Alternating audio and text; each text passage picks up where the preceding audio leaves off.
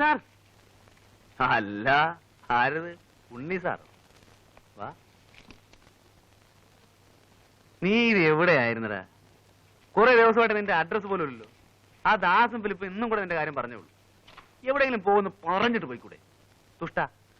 വനം കൊള്ളയെ പറ്റി ഒരു റിപ്പോർട്ട് തയ്യാറാക്കാൻ ഒരാഴ്ചയായിട്ട് വയനാട്ടിൽ കിടന്ന് കറങ്ങുമായിരുന്നു. രാത്രി മുഴുവൻ കുത്തിപ്പിടിച്ചിരുന്ന് ഒരു ഉഗ്രം ഫീച്ചർ ഉണ്ടാക്കി. സാധനം കണ്ടപ്പോ പത്രാധിപര് ഹാപ്പി. ഓ, അപ്പൊ കുറെ ചക്രവത്ത് കാണുമല്ലോ. പറയട്ടെ, പക്ഷെ പത്രാധിപരുടെ വക ഒരു നിർദ്ദേശം. ഈ തടിമോഷണത്തിലെ പ്രമാണി പത്രാധിപരുടെ വകയിലൊരു അമ്മാവനാണത്രേ.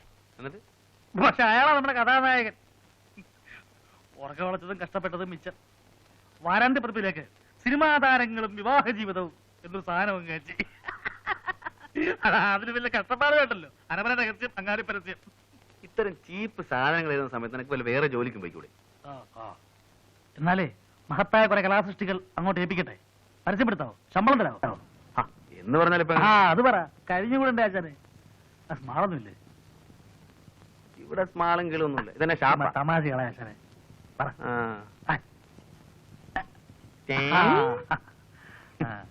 സോഡ ഇല്ലേ? പിന്നെ സോഡ. അവിടെ വെള്ളം വരുമ്പോ വേണമെങ്കിൽ നക്കേച്ചും പോ.